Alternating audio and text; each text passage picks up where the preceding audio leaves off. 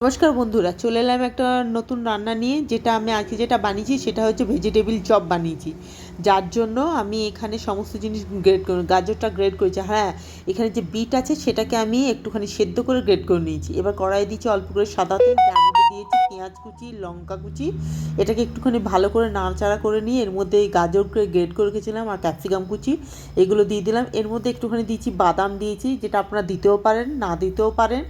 এর মধ্যে নারকেলও দেওয়া যায়, নারকেল কুচি করে, যেটা আমার কাছে ছিল না বলে আমি দিইনি নারকেল। এর মধ্যে নুন দিয়ে ভালো করে একটু নেড়ে নিলাম। নেড়ে নেওয়ার পর এর মধ্যে আমি দিয়ে দিলাম হচ্ছে আপনার একটুখানি হলুদ দিয়েছি, জিরে গুঁড়ো, ধনে গুঁড়ো আর লঙ্কা গুঁড়ো, সামান্য চিনি দিয়ে ভালো করে নেড়ে নিলাম। নেড়ে নেওয়ার পর এর মধ্যে আমি দিয়েছি সেদ্ধ করা বিটটাকে সেদ্ধ করে আমি গ্রেড করে রেখেছি, আলু সেদ্ধ। আর সঙ্গে দিলাম জিরে গুঁড়ো, ভাজা মশলা, মানে জিরে গুঁড়ো করে, সেটা জিরেকে ভেজে, গোটা জিরে ভেজে গুঁড়ো করে নিয়েছি সেইটা। আর সঙ্গে দিয়েছিলাম একটু গরম মশলা।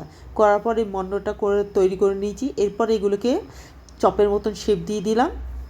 অল্প জিনিস দিয়ে করেছি, এর মধ্যে আর কোনো কর্নফ্লাওয়ার বা ময়দা বা বেসন আমি কিচ্ছু দিইনি, এইসব দিয়ে করে নিয়েছি। এখানে আমি 4টে চপ বানিয়েছি। আর এরকম আপনার ফ্যামিলি মেম্বার অনুযায়ী জিনিসটাকে বাড়াতেও পারেন, কমাতেও পারেন।